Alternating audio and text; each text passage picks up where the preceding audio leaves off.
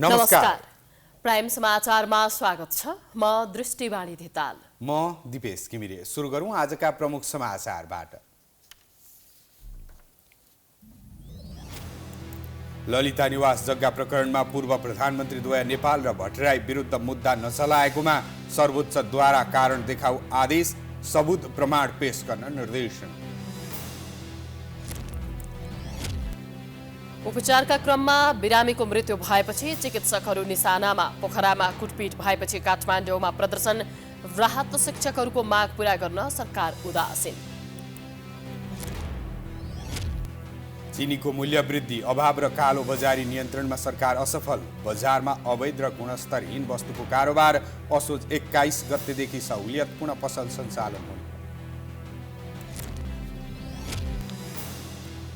अजरबैजानको एक तेल भण्डारमा विस्फोट हुँदा 20 जनाको मृत्यु, 300 भन्दा बढी घाइते। अधिकांशको अवस्था चिन्ताजनक।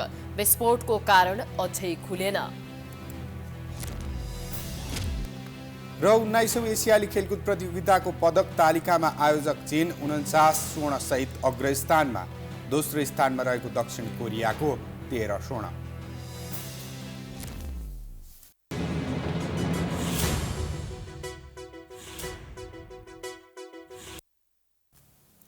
प्राइम समाचार अब विस्तारमा।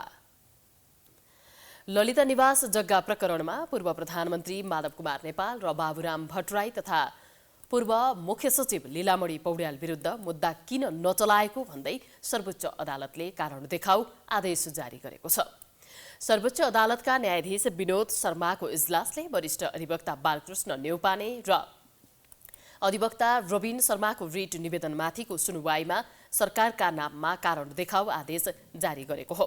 इजलासले माग बमोजिम आदेश जारी हुन नपर्ने कुनै आधार कारण भए सबुत प्रमाणसहित बाटाको म्याद बाहेक 15 दिनभित्र जवाफ पेश गर्न भनेको हो।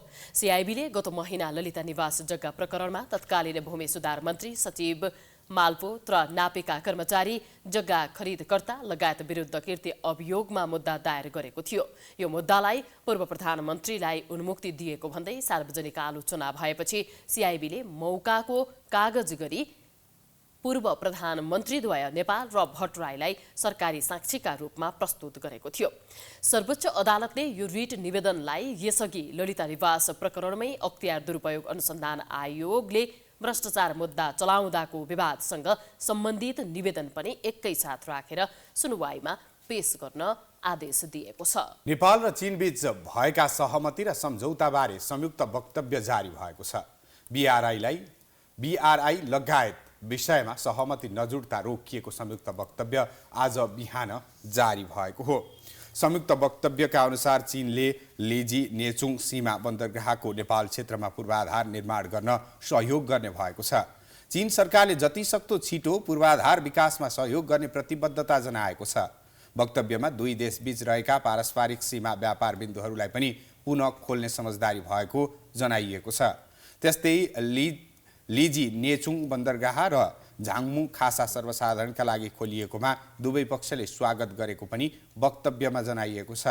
त्यस्तै छेताङ किमाथाङका र रिबु ओलङसुङ्गोला बन्दरगाह खोल्ने विषयमा पनि दुई पक्षबीच कुराकानी जारी रहने संयुक्त वक्तव्यमा उल्लेख छ।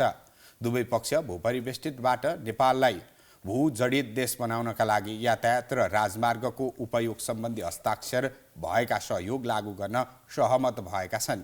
त्यस्तै टोखा छहरे सुरुङ मार्गको सम्भाव्यता अध्ययनलाई तीव्रता दिन पनि नेपाल र चीन सहमत बनेका छन्। उक्त आयोजनाले नेपाल चीन सम्पर्कमा नयाँ आयाम थप्ने पनि दुवै मुलुकले जनाएका छन्। त्यस्तै काठमाडौँको चक्रपथ दोस्रो चरणको विस्तारलाई पनि छिट्टै कार्यान्वयनमा लैजाने संयुक्त वक्तव्यमा उल्लेख छ। त्यस्तै जिलोङ केरुङ काठमाडौँ सीमापार रेलमार्गको सम्भाव्यता अध्ययनमा भएको प्रगतिमा पनि दुवै मुलुक सन्तुष्ट रहेको जनाइएको छ। चीनले नेपाललाई रेल सञ्चालनका लागि चाहिने आवश्यक जनशक्तिलाई तालिम दिन तयार रहेको पनि वक्तव्यमा जनाइएको छ।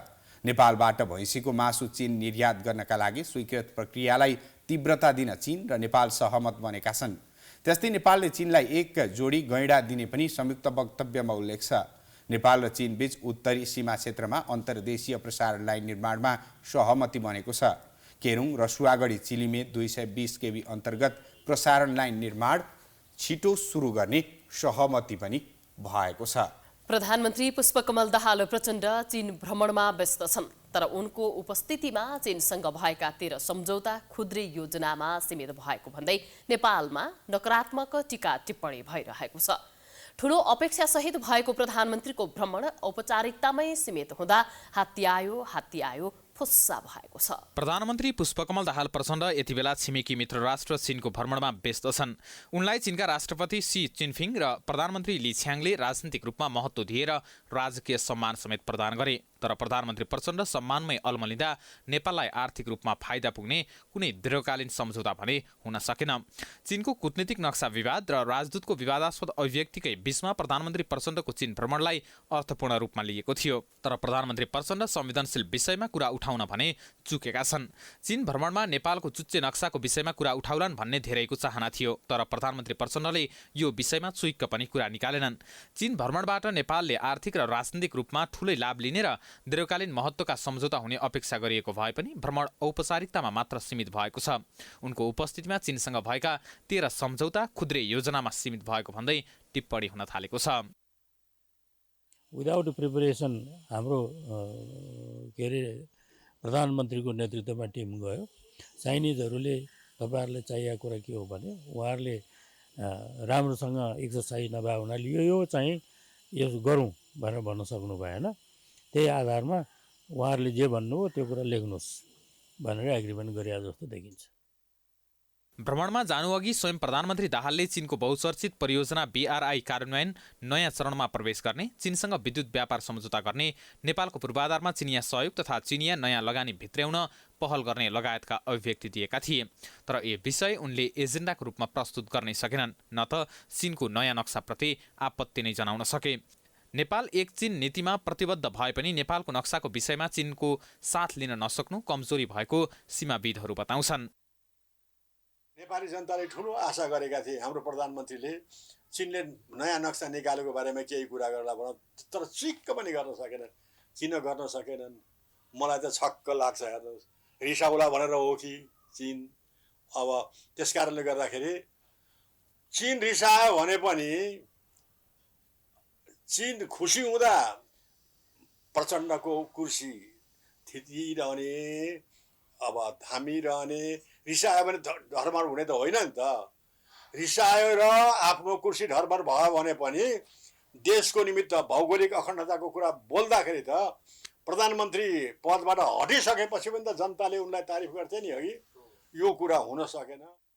पुराना सम्झौताहरू कार्यान्वयनमा नआएको समयमा पनि प्रधानमन्त्री दाहाल पुनः महत्त्वपूर्ण विषयलाई छाडेर पुरानै सम्झौतामा सीमित भएपछि उनको भ्रमण फलदायी नभएको टिप्पणी हुन थालेको छ। लगानी र अनुदानका आयोजनाहरू मात्रै होइन, चीनले ठेक्का पाएका ठूला आयोजनाहरूको प्रगति समेत सन्तोषजनक छैनन्। नेपालमा चीनले सानाठुला गरी झण्डै 2 दर्जन आयोजनाहरूमा लगानी गर्ने सम्झौता गरेको छ। सम्झौता भइसकेका केही सडक तथा पुलसहित 1 दर्जन आयोजना त कागजमा मात्रै सीमित छन्। जलविद्युत लगायतका बहुउद्देश्य आयोजना पनि खासै प्रगति देखिँदैन। यद्यपि प्रधानमन्त्री प्रचण्डले चिनिया लगानीकर्तालाई नेपालमा लगानी गर्न आग्रह गरेका छन्। उनले दुई देशको सम्बन्ध सुदृढ बनाउने विषयमा कुराकानी भएको दाबी गरेका छन्। पछिल्लो समय देशका विभिन्न अस्पतालहरूमा चिकित्सकहरू कुटिने घटना बढिरहेका छन्। उपचारका क्रममा बिरामीको मृत्यु भएपछि बिरामीका आफन्तको निशानामा चिकित्सकहरू पर्ने गरेका छन्। सोमबार मात्र पोखराको मणिपाल अस्पतालमा चिकित्सकमाथि हातपात भएपछि काठमाडौँ उपत्यकाका चिकित्सकहरू सेवा नै बन्द गरेर सडकमा उत्रिए।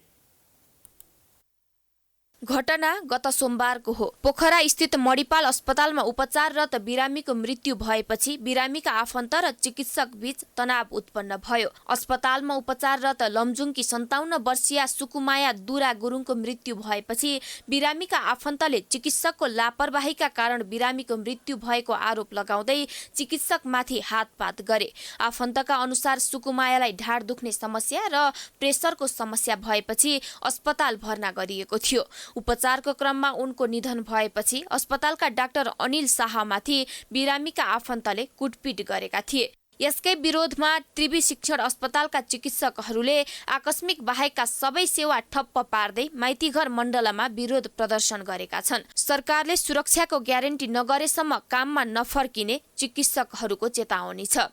दिनानुदिन यहाँ डक्टरहरूले कुटाइ खाइराख्नु भएको छ। हामी धेरै परिश्रम गरेर यो ठाउँसम्म यो पोजिसनसम्म हामी आइपुगेको छौँ। पब्लिकले पनि बुझ्नु पर्यो होइन। सँगसँगै चाहिँ हाम्रो गभर्मेन्टले पनि हाम्रो सुरक्षाको सुनिश्चितता गरिदिनु पर्यो। हेर्नु हरेक कुराको लिमिटेसन हुन्छ है। मेडिकल साइन्सको पनि आफ्नो ठाउँमा लिमिटेसन छ। मेडिकल साइन्स भनेको 100% होइन।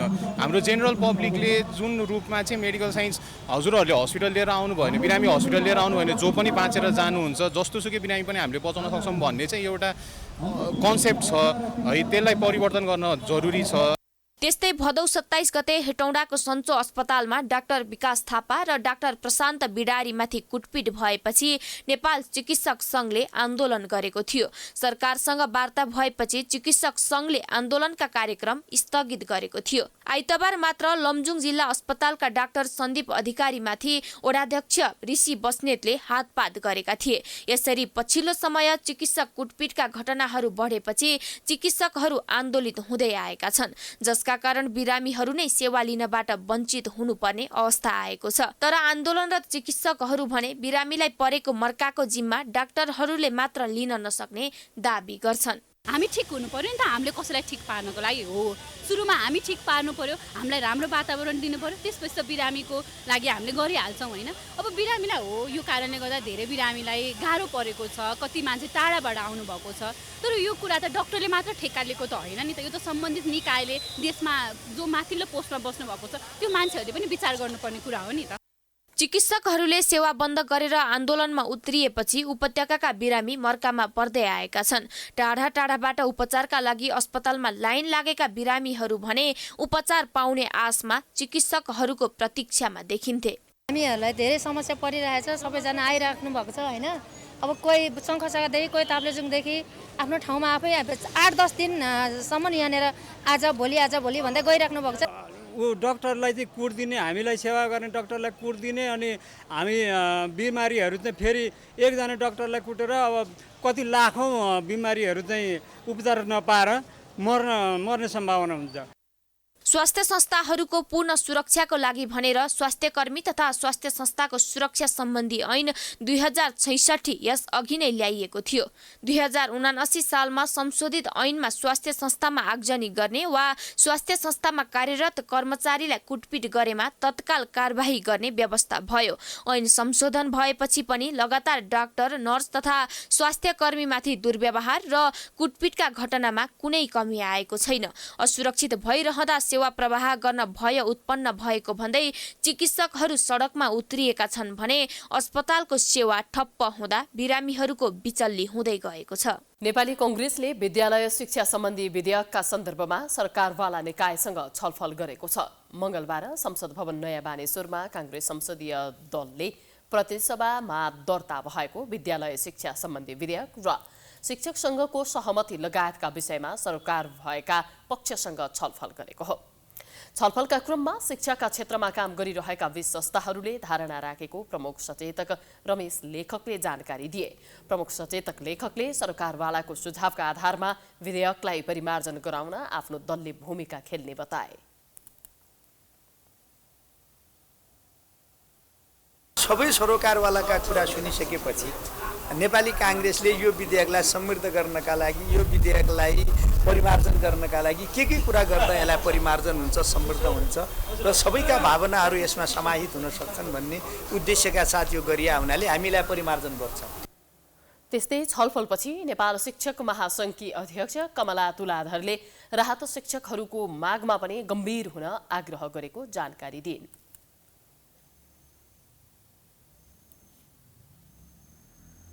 राहतका साथीहरू र अरू चाहिँ सरकारी साथीहरूलाई चाहिँ विद्यालय पठाउने वातावरण फेरि बनाइदिनु पर्यो। त्यो एउटा थोरै हाम्रा साथीहरूलाई त्यहाँ चाहिँ सडकमा सुताउने काम गर्नु भएन। हामीले त्यही भनेका छौँ र सम्भवतः अब भोलि विज्ञहरूसँग घनीभूत छलफल गर्छ सरकारले। यता राहत शिक्षक समितिका अध्यक्ष खेमराज अधिकारीले आफूहरूको मागलाई महासङ्घले नै बेवास्ता गरेको गुनासो गरे। उनले आफूहरूलाई सरकारले वार्तामा बोलाउन खोज्दा महासङ्घले बिचौलिया जस्तो भूमिका निर्वाह गरेको आरोप लगाए।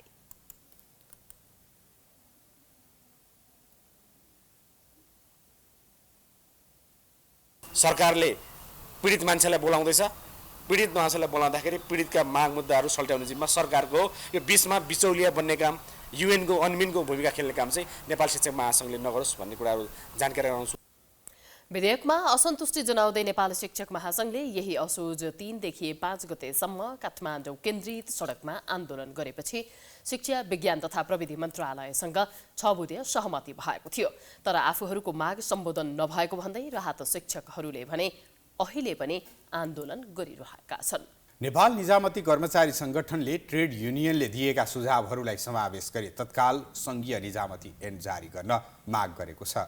संगठनको चौथो बैठक तथा सहकारी सम्बन्धी कार्यशाला गोष्ठीको निर्णय सार्वजनिक गर्न मंगलबार काठमाडौँमा पत्रकार सम्मेलन गर्दै निजामती कर्मचारी संगठनले ट्रेड युनियनले दिएका 71 बुँदे साझा सुझाव समावेश गरी संघीय निजामती ऐन तत्काल जारी गर्न माग गरेको हो। पत्रकार सम्मेलनमा संगठनका अध्यक्ष लेखनाथ कोइरालाले बैठक मार्फत सेवाग्राही जनताका लागि संगठनले प्रतिबद्धताका साथ आवश्यक निर्णय गरेको बताए। उनले संगठन सुदृढीकरण अभियानको प्रारम्भ गरेको, संगठनमा एकता एकीकरणमा जोड दिएको जिकिर समेत गरे। नेपाल निजामती कर्मचारी संगठन 34 वर्षको एकदम यो अवस्थामा आइपुगेको छ।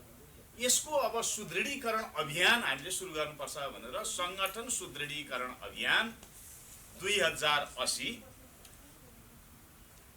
निर्देशिका सहित यो अभियानको प्रारम्भ भएको छ। संगठनले उक्त विधेयकमा कर्मचारीहरू सरकारले आवश्यक छलफल र परामर्श नगरेको आरोप लगाएको छ।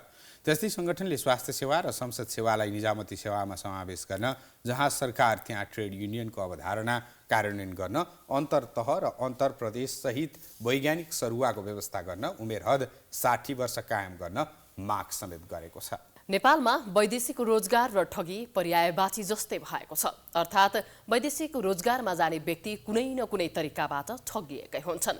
बाध्यताका कारण विदेशिनुपर्ने अवस्था त छँदैछ, ठगिनु पनि बाध्यता नै भएको छ।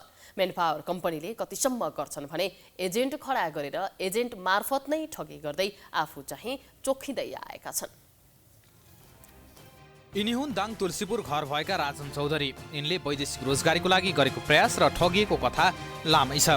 यिनी एक व्यक्ति पछिल्लो 1 वर्षमा पटक पटक ठगीको शिकार भएका छन्। मेनपावर र एजेन्टको चङ्गुलमा फसेर लाखौं रुपियाँ गुमाएका छन्। 2079 सालको मङ्सिर महिनातिर यिनको भेट प्रगत भण्डारीसँग भयो। भण्डारीले युरोप पठाइदिने भन्दै 2 पटकमा 1 लाख भन्दा धेरै रकम बुझे, तर काम बनेन। राजनलाई त आफू कुन मेनपावर मार्फत जाने हो भन्ने पनि थाहा दिएको थिएन। चौधरीले आफ्नो पैसा फिर्ता मागे, तर भण्डारीले दिने कुनै सुर कसेका छैनन्। मेनपावर कम्पनीसँग मिल्दै एजेन्टका काम गर्ने भण्डारीले राजनलाई यही साउन 30 गते साटिने गरी 70,000 को चेक दिए। यो चेक हेर्नुहोस्।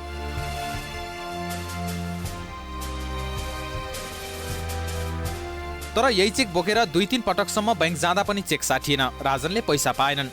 अझै पनि उनले पैसा पाउने आशा त मारेका छैनन्, तर भण्डारीले विगत 7-8 महिनादेखि गरेको बहानाले पैसा फिर्ता पाउने आश पनि कमै राखेका छन्। सधैँ दिन्छु भन्दै टार्ने गरेको दुखेसो यिनको छ। प्रगत भण्डारी हो उसको नाम चाहिँ। उसले चाहिँ युरोप पठाउँछु भनेर मसँग प्रोसेसको लागि 35,000 रुपियाँ पहिले मागेको 1 वर्ष भइसक्यो। अनि पछाडि भ्याप्सको लागि भनेर 65,000 रुपियाँ मागेको थियो। त्यो मान्छेले चाहिँ सम्पर्कमा आउँछ, पैसा दिन्छु भन्छ, दिँदैन। अरू 1 वर्ष भयो युरोप पनि पठाएन। त्यस पछाडि तपाईलाई पैसा रिटर्न पनि दिएन। भेट त 2 दिन लिन बाँकी छ तपाईले त्यहाँबाट? लिन बाँकी चाहिँ 1 लाख रुपियाँ हो। अब उसको चाहिँ खर्च भयो भनेर 70,000 को चेक काटिदिएको थियो। चेकमा चाहिँ पैसा छैन। यिनै राजन युरोपको काम नबनेपछि फरेभर ह्युमन रिसोर्स मार्फत ओसो रिक्रुटिङ एजेन्सी मार्फत साउदी अरेबिया हानिनिदो गरे। फरेभर नाम गरेको कम्पनीलाई गत सालको फागुनमा 1,72,000 बुझाए। तर जुन कम्पनी भनेर साउदी पुगेका थिए त्यो कम्पनीमा काम पाएनन् र अर्को कम्पनीमा 1 महिना मात्र काम पाए। उनीसँगै 25 जना साथीहरूको अवस्था पनि यही नै भयो। 1.5 महिना 2 महिना समथिङ त्यस्तै भयो। अब हामी के को लागि आएको हो र मेनपावरले के को लागि पठाएको हो, घुम्नुको लागि पठाएको हो कि के को लागि हो, या अब हामी के नेपालमै गएर मेनपावर छलफल हुन्छ हाम्रो, हैन त? केही समयपछि उनीहरू सबै आफ्नै पैसा तिरेर नेपाल फर्किए। आफूलाई फसाउने एजेन्सीमा पुगेका राजनले ओसो कम्पनीको नाममा रहेको चेकबाट 60,000 को चेक पाए, साउन 30 गते साटिने गरी। तर उनी 2-3 पटक बैंक गए पनि चेक साटिएन। 25 जनालाई पठाएको थियो। 25 जना पछाडि वहाँ लगेर चाहिँ कम्पनी भनेर पठाएर अर्को कम्पनीमा काम गरायो। उताएर काम गराएपछि हामीलाई चाहिँ निकालिदियो। उताएर कम्पनीबाट निकालेपछि रुममा राखेपछि कोही मान्छे सुटे बाहिर सुटे खाना बिजोग भयो अनि उसले सेलेरी दिएको थियो। उसले टिकट काटेर हामी घर फर्केको। घर फर्केर आएपछि उसले चाहिँ पैसा दिन्छु भन्यो, चेक काट्यो, चेकमा पैसा पनि हालेन। लगभग 1.5 महिना भइसक्यो। यता ओसो रिक्रुटिङ एजेन्सीले भने 2-3 दिनमा नै भुक्तानी गर्ने दाबी गरेको छ। क्यामेरामा बोल्न नमाने पनि हाम्रो स्ट्रिङ अपरेसनमा उनले यो विषयमा जानकार रहेको र तत्काल समाधान गर्ने आश देखाएका छन्। राजन चौधरी नेपालमा सुनिल चौधरी नेपालमा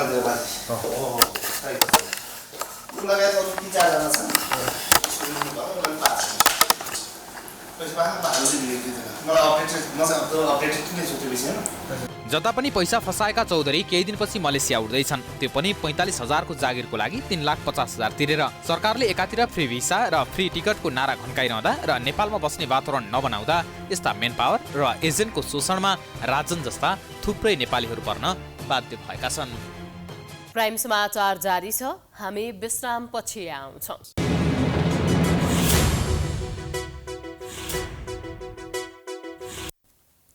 विश्रामपछि स्वागत छ। अब बाँकी समाचार। राजनीतिक पार्टीहरूमा परिवारवाद मुख्य समस्याको रूपमा देखा परेको छ। पार्टीका मुख्य पददेखि राजनीतिक नियुक्ति र संवैधानिक अङ्गहरूमा नेताहरूले आफ्ना आफन्तलाई नै सिफारिस गर्दै आएका छन्। साथै नेताहरूको व्यवस्थापनको नाममा पार्टीमा बग्रेलती पदहरू सृजना गर्दा पदाधिकारी कमिटी नै भद्रगोल हुँदै गएको छ। गत मङ्सिरमा भएको आम निर्वाचनमा प्रतिनिधि सभातर्फ 4 सिट जित्न सफल भएको लोकतान्त्रिक समाजवादी पार्टी लोसपाले हालै पदाधिकारी तथा केन्द्रीय समिति विस्तार गर्यो। जस अनुसार लोसपाको केन्द्रीय कार्य समितिमा 1 अध्यक्ष, 3 वरिष्ठ नेता, 1 वरिष्ठ सह-अध्यक्ष, 6 वरिष्ठ उपाध्यक्ष, 15 उपाध्यक्ष, 16 महासचिव, 8 सह-महासचिव र 11 सचिव रहने व्यवस्था गरिएको छ। नेता व्यवस्थापनको नाममा पार्टी कमिटीमा बर्गेल्ती पदहरू निर्माण गरेपछि कार्यकर्ताहरू नै अलमलमा पर्ने गरेका छन्। साथै एकै पटकमा 15-16 जना नेतालाई नियुक्त गरेपछि उक्त पदको गरिमा पनि माटोमै मिल्दै आएको छ। यो भद्रगोल कार्य समितिले पार्टी विस्तारमा सहयोग गर्ने भन्दा भाँजो हाल्ने काम मात्र हुने निश्चित छ। अब त्यो फेरि जिरोदेखि सुरु गर्नुपर्ने स्थिति छ। मान्छेहरू सबै इन्ट्याक्ट छन्, तर उनीहरूलाई एउटा चाहिँ सङ्गठित रूपमा अगाडि फेरि 0 पोइन्टदेखि बढाउन आवश्यकता छ।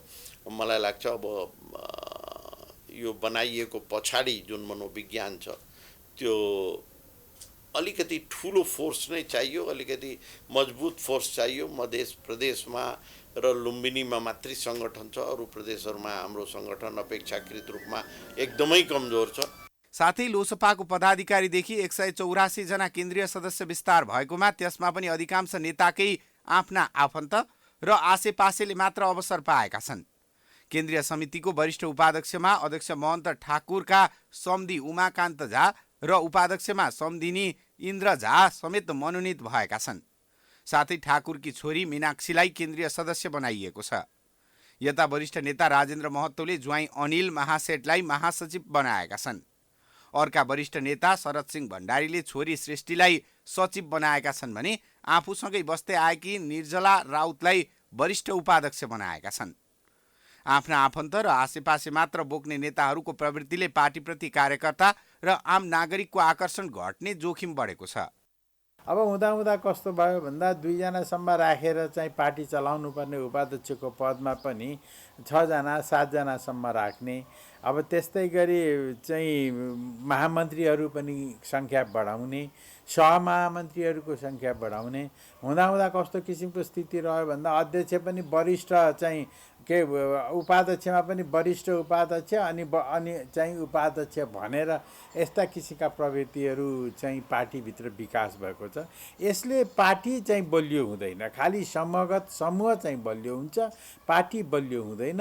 र यसले चाहिँ पार्टीले जुन किसिमले काम गर्नुपर्ने हो त्यो किसिमले काम पनि गर्न सक्दैन भन्ने चाहिँ मलाई लाग्छ। तर नेताहरू भने आफन्तहरू नै पार्टीमा सक्रिय भएकाले अवसर पाएको दाबी गर्छन्। लोसपामा मात्र होइन, नेपालका अधिकांश पार्टीलाई आफन्तवादले गाँजेको छ। साथै विभिन्न पदको सृजना गर्ने र एउटै पदमा 1 भन्दा बढी नेताहरूलाई नियुक्त गर्ने प्रवृत्ति पनि हरेक पार्टीमा मौलाएको छ। नेपाली काङ्ग्रेस, नेकपा एमाले, माओवादी केन्द्र लगायतका पार्टीहरूमा पनि नेता व्यवस्थापनका नाममा अनावश्यक पद सृजना गरिएका छन्। साथै एउटै पदमा दर्जन बढी नेताहरूलाई जिम्मेवारी दिँदा पदको गरिमा मात्र घटेको छैन, कार्यकर्ताहरू पनि अलमलमा पर्ने गरेका छन्। ठेकेदारको लापरवाहीका कारण बाँकेको परस्पुर गौघाट सडक निर्माण तथा स्तरोन्नतिको काम अलपत्र परेको छ। निर्माणको जिम्मा पाएको कन्काई गणपति जेवी काठमाडौँले समयमा निर्माण सम्पन्न नगर्दा यात्रु तथा स्थानीयले शास्ति बेहोर्नु परेको छ। बाँकेको क्षेत्र नम्बर 3 स्थित परस्पुर गौघाट सडक निर्माणको काम वर्षौंदेखि अलपत्र परेको छ। निर्माणको जिम्मा पाएको कन्काई गणपति जेवी कम्पनीको चरम लापरवाहीका कारण सडक अलपत्र परेको स्थानीयको गुनासो छ।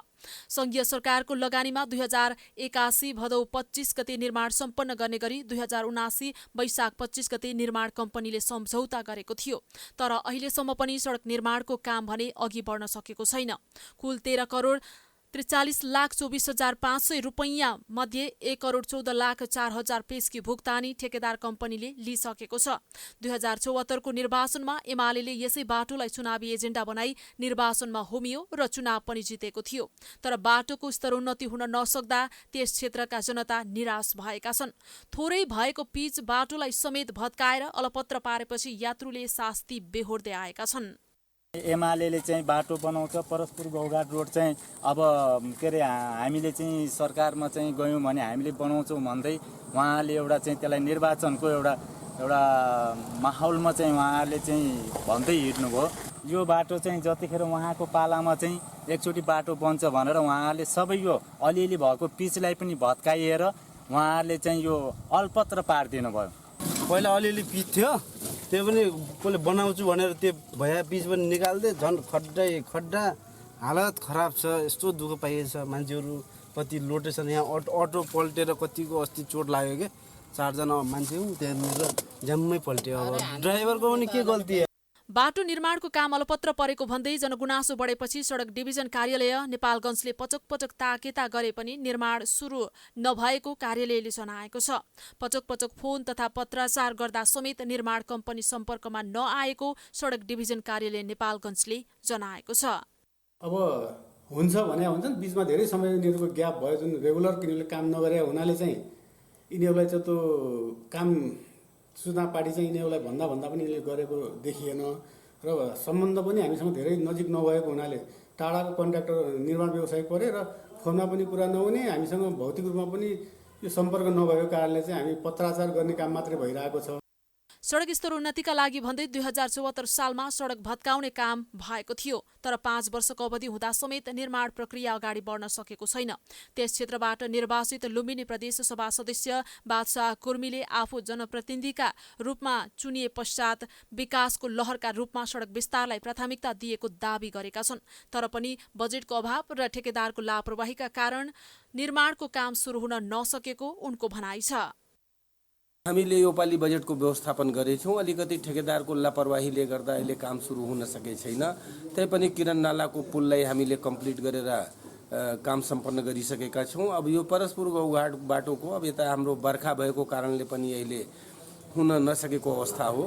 अब यो पालि हामीले सकेसम्म हामीले सुरु र अन्त दुइटै गर्ने हो।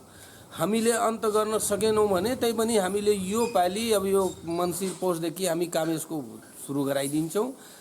ठेकेदारको चरम लापरवाहीका कारण सडक अलपत्र हुँदा यात्रु तथा स्थानीयले शास्ति बेहोर्नुका साथै जीर्ण सडकका कारण दुर्घटनाको जोखिम समेत बढेको छ। पछिल्लो समय निर्माण व्यवसायी र जिम्मेवार निकाय एक अर्काको इसारामा चल्दा विकास निर्माणका कार्यले त्यसै ब्रेक लगाउनु पर्ने अवस्था सिर्जना भएको छ, जसले गर्दा आम जनताले भने सधैँजसो शास्ति झेल्नु पर्दै आइरहेको छ।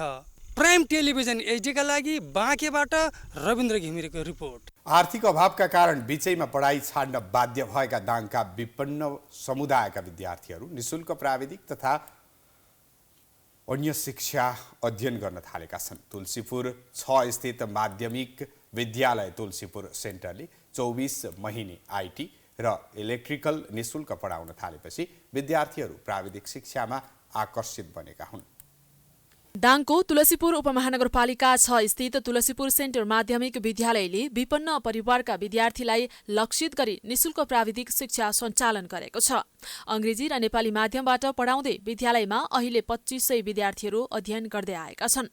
पछिल्लो समयानुकूल प्राविधिक धारका विषयमा पनि पढाउन थालेपछि विद्यालयले विद्यार्थी र अभिभावकको मन जित्न सफल भएको छ। आर्थिक अवस्था कमजोरका कारण उच्च शिक्षा पढ्न नपाएका विद्यार्थीहरू अहिले प्राविधिक शिक्षामा आकर्षित भएका छन्। आर्थिक अवस्था कमजोर भएकाहरूलाई निशुल्क शिक्षाले राम्रो अवसर दिएको छ। प्राविधिक शिक्षा पढ्नलाई चाहिँ भर्ना शुल्क निशुल्क रहेछ। त्यसपछि पोसाक भनेर चाहिँ 5000 दिनुपर्दो रहेछ। अनि दिनमा 100 रुपियाँ नास्ता खर्च भनेर 52200 गरेर त्यो पनि उपलब्ध गराउनु भएको छ।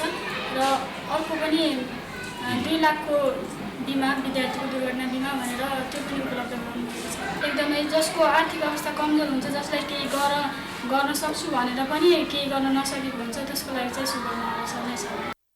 आर्थिक अभावकै कारण पढ्न इच्छा हुँदाहुँदै पनि बीचमै पढाइ छाड्न बाध्य भएकाहरू सेन्टर माविले सञ्चालन गरेको निशुल्क प्राविधिक शिक्षामा अहिले जोडिन थालेका छन्। विद्यालयले गत वर्षदेखि निशुल्क पढाइ सञ्चालन गरेको हो, जसले गर्दा विद्यार्थीको पढ्ने इच्छा पूरा भएको छ भने समय अनुसारको विषय पढ्न पाउँदा विद्यार्थी पनि खुसी भएका छन्।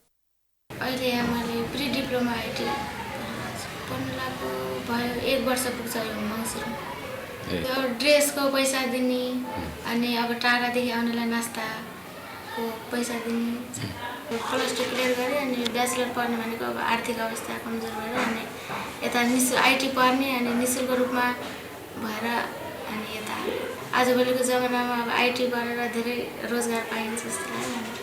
मावि तुलसीपुर सेन्टरमा स्वीय सरकारको सहयोगमा 24 महिने प्री डिप्लोमा औद्योगिक शिक्षण तालिम गत वर्षदेखि सुरु भएको हो। पूर्ण निशुल्क शैक्षिक कार्यक्रम भएको र उक्त कार्यक्रममा इलेक्ट्रिकल र आइटी विषयमा पढाइ हुँदै आएको विद्यालयले जनाएको छ। विद्युत सम्बन्धी इलेक्ट्रिकल इन्जिनियरिङ विषयमा कक्षा 9मा पढाइ सञ्चालन छ। त्यसैगरी सिटिबिटीको सम्बन्धमा चाहिँ हामीले सूचना प्रविधि इन्जिनियरिङ विषयको 3 वर्ष डिप्लोमाको पढाइ सञ्चालन छ भने सिटिबिटीकै सम्बन्धमा 3 वर्षीय सर्वे इन्जिनियरिङ विषयमा चाहिँ डिप्लोमा तहको पाठ्यक्रम सञ्चालन छ। गत आर्थिक वर्षमा 50 वटा कोटा पाएको विद्यालयले यस वर्ष 80 वटा कोटा पाएको छ। यी 2 विषयमा विद्यार्थीले पढ्दा पोसाक बापत 5000, दैनिक 100 खाजा खर्च पाउने गरेका छन्। त्यस्तै विद्यार्थीहरूका लागि 2 लाख बराबरको बिमाको व्यवस्था समेत भएको हुँदा सेन्टर माविले सञ्चालन गरेको प्राविधिक शिक्षामा विद्यार्थीको आकर्षण बढेको छ। प्राइम एचडीका लागि दाङबाट सुमन केसीको रिपोर्ट। काठमाडौँ उपत्यकामा आजबाट इन्द्रजात्रा सुरु भएको छ। बसन्तपुर स्थित हनुमान ढोकामा यौसी अर्थात् लिङ्गो ठड्याएर इन्द्रजात्रा सुरु गरिएको हो। बिहान 10:37 को साइतमा हनुमान ढोका दरबार क्षेत्रमा इन्द्र ध्वजोत्थान गरिएको हो। प्रत्येक वर्ष भाद्र शुक्ल द्वादशीका दिन काठमाडौँको हनुमान ढोका परिसरमा इन्द्रको पूजा आराधना गरी इन्द्र ध्वजा सहितको लिङ्गो ठड्याइएसँगै जात्रा सुरु हुने गर्छ। जात्राको मुख्य दिन असोज 11 गते बिहिबार हनुमान ढोका दरबार क्षेत्रमा राष्ट्रपति रामचन्द्र पौडेल लगायत विशिष्ट व्यक्तिले इन्द्र जात्राको अवलोकन गर्ने कार्यक्रम रहेको जनाइएको छ। इन्द्र जात्राको मुख्य आकर्षण कुमारी जात्रा हो।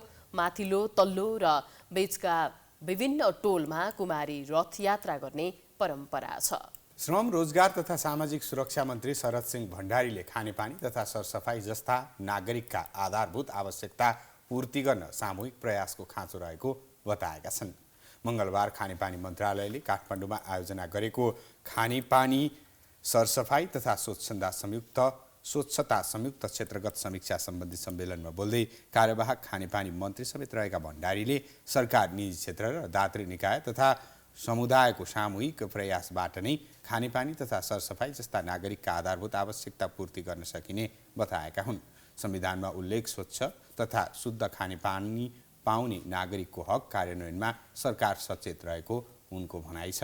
राष्ट्रिय सम्मेलनले हामी सबैलाई सुरक्षित रूपमा व्यवस्थित खानेपानी तथा सरसफाई सेवाको पहुँच पुर्याउने हाम्रो साझा लक्ष्यमा एकताबद्ध गर्दछ।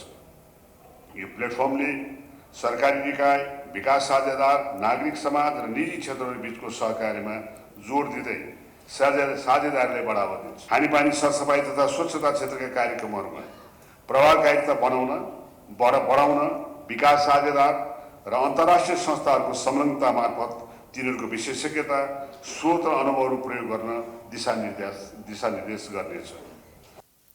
मन्त्री भण्डारीले अहिले खुला दिशामुक्त क्षेत्र घोषणा गरिए पनि सचेतनाको अभावमा केही क्षेत्रमा कार्यान्वयनमा कमी देखिएकाले स्थानीय सङ्घ संस्थाहरूले सचेतनामूलक कार्यक्रम सञ्चालन गर्नुपर्नेमा जोड दिए।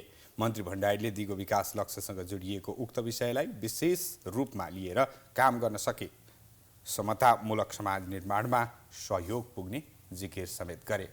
प्राइम समाचार जारी छ, हामी विश्रामपछि आउँछौँ।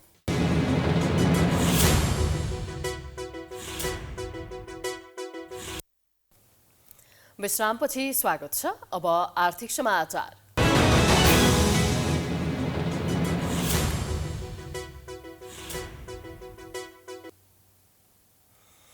काठमाडौँको सबैभन्दा ठूलो चिनी गोदामले कालोबजारी गरेको पाइएको छ। कुलेश्वरमा रहेको गुहेश्वरी ट्रेड लिङ्कको गोदाममा भण्डारण गरेर राखिएको र लेभल अस्पष्ट भएको 70,000 किलो चिनी गोदाम सिल गरिएको छ। बीजक बिना नै महँगो मूल्यमा बिक्री गर्न लागिएको उक्त चिनीको गुणस्तरमा समेत कमजोरी हुन सक्ने भन्दै परीक्षणका लागि पठाइएको छ। 2 साता अघिसम्म प्रति केजी 110 रुपैयाँमा बिक्री वितरण हुँदै आएको चिनीको मूल्य एकाएक प्रति केजी 25 देखि 30 रुपैयाँसम्म बढाएर 130 देखि 140 रुपैयाँसम्म पुर्याइयो। ठूला व्यापारीहरूले चाडपर्वको मुखमा कालो बजारी गरेका कारण बजारमा चिनीको अत्याधिक मूल्य वृद्धि भएको पाइएको छ। दर्शकबिन यही ठाउँमा हो जहाँ चाहिँ वाणिज्य आपूर्ति तथा उपभोक्ता संरक्षण विभाग र जिल्ला प्रशासन कार्यालयको संयुक्त टोलीको अनुगमनको टोलीले चाहिँ यही चिनी गोदाममा चाहिँ सिल गरेको छ। अहिले यो चिनी गोदाम चाहिँ सिल छ र यहाँ चाहिँ यो जुन कालोबजारी गरेको भन्ने आरोपमा चाहिँ यो चिनी गोदामलाई चाहिँ सिल गरेको हो। अहिले हामी उक्त ठाउँमा छौँ जहाँ चाहिँ वाणिज्य विभागले चाहिँ सिल गरेर राखेको छ। हो, यही गुहेश्वरी ट्रेड लिङ्कको गोदाममा कृत्रिम भण्डारण गरेर राखिएको र लेबल अस्पष्ट भएको चिनीको गोदाम सिल गरेको हो। वाणिज्य विभाग र जिल्ला प्रशासन कार्यालयको संयुक्त अनुगमनको टोलीले 70,000 केजी चिनी राखेको उक्त गोदाम सिल गरेको हो।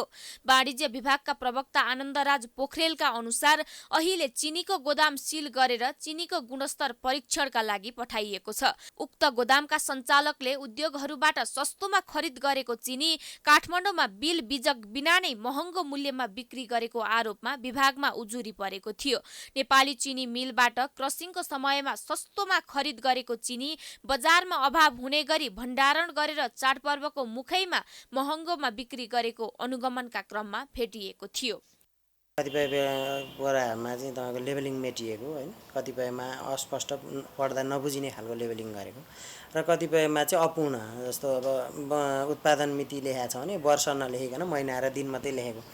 यसरी हेर्दाखेरि चाहिँ अलिकति जुन प्रपर ढङ्गले लेबलिङ गर्नुपर्ने थियो त्यो गरेको पनि देखिएन। अनि स्टकको क्वालिटीले गर्दाखेरि हाम्रा चाहिँ जति उत्पादनहरू छन् तिनीहरूको चाहिँ अन्तिममा चाहिँ उपभोक्ताले उपयोग गर्ने बेलामा त्यसको क्वालिटी पनि खस्किएको स्थिति होइन। यसरी हाम्रो गुणस्तरमा अनि तपाईँको उत्पादनकै प्रक्रियामा र स्टकिङकै प्रक्रियामा यो सबै कुरामा चाहिँ त्रुटिहरू हामीले देखाएका छौँ। नेपालीको ठूला चाडपर्व दशैं तिहार र छठको बेला चिनीको बढी खपत हुन्छ। त्यो बेलामा सीमित व्यापारीले बजार नियन्त्रणमा लिई चिनीको कृत्रिम अभाव सिर्जना गरेकै कारण मूल्य आकाशिएको उपभोक्ता अधिकार कर्मीहरू बताउँछन्। राष्ट्रिय उपभोक्ता मञ्चका केन्द्रीय अध्यक्ष प्रेमलाल महर्जनले सरकारका कारण नेपाली उपभोक्ता महँगीको मारमा परेको बताउँछन्। अर्थ मन्त्रालय र केही ठूला व्यापारीकै मिलेमतोमा चिनीको मूल्य यसरी बढाइएको उनको दाबी छ। नेपालको 60% चिनी अहिले आवश्यक आजको 2 lakh metric ton 2,80,000 metric ton चिनी अहिले नेपालको लागि आवश्यकता छ वार्षिक रूपमा। र सरकारसँग भएको एउटा 2टा चिनी उद्योगले मात्र पनि 60% आपूर्ति व्यवस्थापन गर्न सकिन्थ्यो। केही वर्ष अगाडिको कुरा गर्ने हो भने 2076 सालमा चिनीको मूल्य प्रति किलो 80 रुपैयाँ थियो। तर अहिलेको महँगी पछिको मूल्य हेर्ने हो भने 4 वर्षको अवधिमा चिनीको मूल्य झण्डै दोब्बरले बढेको छ। नेपालमा अहिले वार्षिक 3 लाख मेट्रिक टन चिनीको माग छ। तर नेपालका उद्योगले भने जम्मा 1,40,000 टन मात्र उत्पादन गर्दै आएका छन्। बाँकी 1,60,000 टन चिनी आयात गर्नुपर्ने अवस्था छ। तर आयातकर्ता र ठूला व्यापारीले आयातलाई पनि खुम्च्याउने र आयात भइसकेको चिनी पनि बजारमा नपठाउँदा चिनीको अभाव हुनुको साथै मूल्य वात्तै बढेको छ। सरकारले दशैं तिहार र छठ पर्व लक्षित सहुलियतपूर्ण पसल 21 असोजदेखि सञ्चालन गर्ने भएको छ। मंगलबार उद्योग वाणिज्य तथा आपूर्ति मन्त्रालयमा बसेको बैठकले सहुलियतपूर्ण पसल सञ्चालन गर्ने निर्णय गरेको हो। सहुलियतपूर्ण पसलमा उपभोक्ताले 50 रुपैयाँसम्म छुट पाउनेछन्। दशैं तिहार र छठ पर्वलाई लक्षित गर्दै सरकारले असोज 21 गतेदेखि सहुलियत पसलहरू सञ्चालन गर्ने भएको छ। मङ्सिर 3 गतेसम्म यस्ता पसल सञ्चालन हुने उद्योग वाणिज्य तथा आपूर्ति मन्त्रालयले जनाएको छ। अत्यावश्यक खाद्य वस्तुहरूको बजार मूल्य नियन्त्रण र गुणस्तरीयता कायम गरी सरल, सहज र सर्वसुलभ रूपमा उपभोक्तालाई दैनिक उपभोग्य वस्तु बिक्री गर्ने लक्ष्यका साथ सहुलियत पसल सञ्चालन हुन लागेको हो। उद्योग वाणिज्य तथा आपूर्ति मन्त्रालय अन्तर्गत रहेका खाद्य व्यवस्था तथा व्यापार कम्पनी, साल ट्रेडिङ कर्पोरेसन र दुग्ध विकास संस्थानले सुपथ मूल्य पसल सञ्चालन गर्नेछन्। काठमाडौँ उपत्यकामा थापाथली, रामशाह पथ, ललितपुरको नक्खु, भक्तपुरको सूर्यविनायक गरी 4 स्थानमा खाद्य व्यवस्था तथा व्यापार कम्पनीले सुपथ मूल्य पसल सञ्चालन गर्ने भएका छन्। दुग्ध विकास संस्थानका एकीकृत पसल लगायत लैनचौर, न्युरोड र खुमलटारमा दुग्धजन्य पदार्थ छुटमा बिक्री हुने भएको छ। साल ट्रेडिङ कर्पोरेसनले काठमाडौँका 8वटा केन्द्र मार्फत सुपथ मूल्य पसल सञ्चालन गर्नेछ। उपत्यका बाहिर 42 जिल्लाका 48 स्थानमा खाद्य व्यवस्था तथा व्यापार कम्पनीले सहुलियत पसल सञ्चालन गर्नेछन्। दुग्ध विकास संस्थानले विराटनगर, जनकपुर, ढल्केबर, हेटौडा, कोहलपुर, नेपालगञ्ज, अत्तरिया, धनगढी, बुटवल गरी 11 स्थानमा सुपथ मूल्य पसल सञ्चालन हुने र एकीकृत घुम्ती सेवा पसल पनि सञ्चालन हुने जनाएको छ।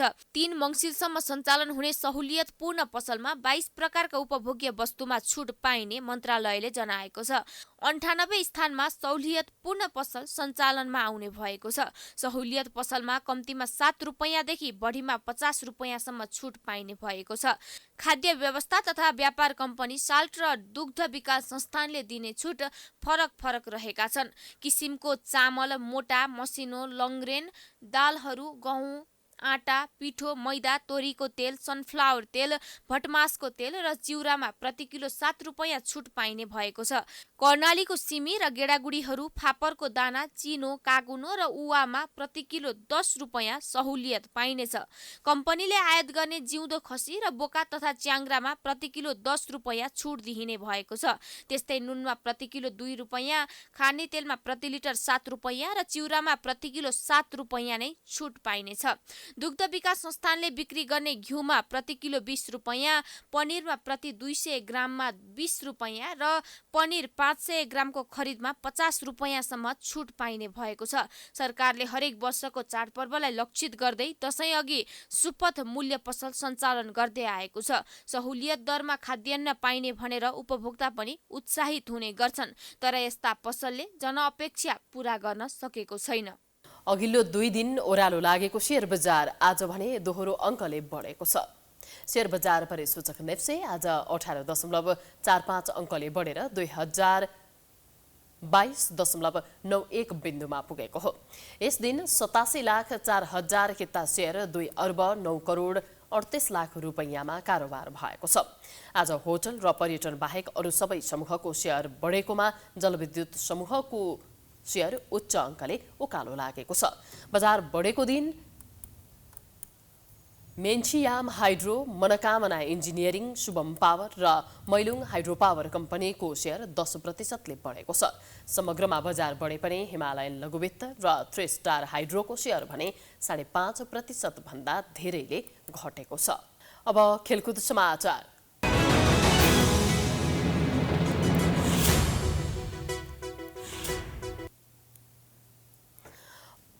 नेपाली राष्ट्रिय टोलीका क्रिकेटर द्वय सन्दीप लामिछाने र सागर ढकाल एसियन गेम्सका लागि आज चीन प्रस्थान गरेका छन्।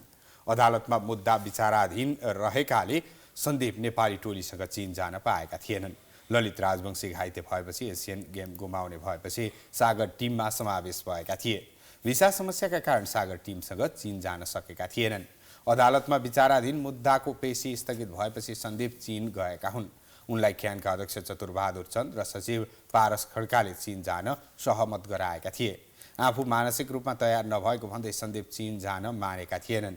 एसियन गेम्समा नेपालले बुधबार मङ्गोलिया र आउँदो आइतबार मालदिप्ससँग समूह चरणमा खेल्नेछ। हामी प्राइम समाचारको अन्त्यमा आइपुगेका छौं। जाँदा जाँदै प्रमुख समाचार पुनः एकपटक। ललिता निवास जग्गा प्रकरणमा पूर्व प्रधानमन्त्रीद्वय नेपाल र भट्टराई विरुद्ध मुद्दा नचलाएकोमा सर्वोच्चद्वारा कारण देखाउ आदेश। सबूत प्रमाण पेश गर्न निर्देशन। उपचारका क्रममा बिरामीको मृत्यु भएपछि चिकित्सकहरू निशानामा पोखरामा कुटपिट भएपछि काठमाडौँमा प्रदर्शन। राहत शिक्षकहरूको माग पूरा गर्न सरकार उदास। चिनीको मूल्य वृद्धि, अभाव र कालो बजारी नियन्त्रणमा सरकार असफल। बजारमा अवैध र गुणस्तरहीन वस्तुको कारोबार। असोज 21 गतेदेखि सहुलियतपूर्ण पसल सञ्चालनमा आउने। अजरबैजानको एक तेल भण्डारमा विस्फोट हुँदा 20 जनाको मृत्यु, 300 भन्दा बढी घाइते। अधिकांशको अवस्था चिन्ताजनक। विस्फोटको कारण अझै खुलेन। र 19औं एसियाली खेलकुद प्रतियोगिताको पदक तालिकामा आयोजक चीन 49 स्वर्ण सहित अग्लो स्थानमा। दोस्रो स्थानमा रहेको दक्षिण कोरियाको 13 स्वर्ण। प्राइम समाचार अहिलेलाई सकियो। यसपछिको प्रस्तुति जनता जान्न चाहन्छन् वृषिमलाको साथमा। हेर्दै गर्नुहोला। नमस्कार।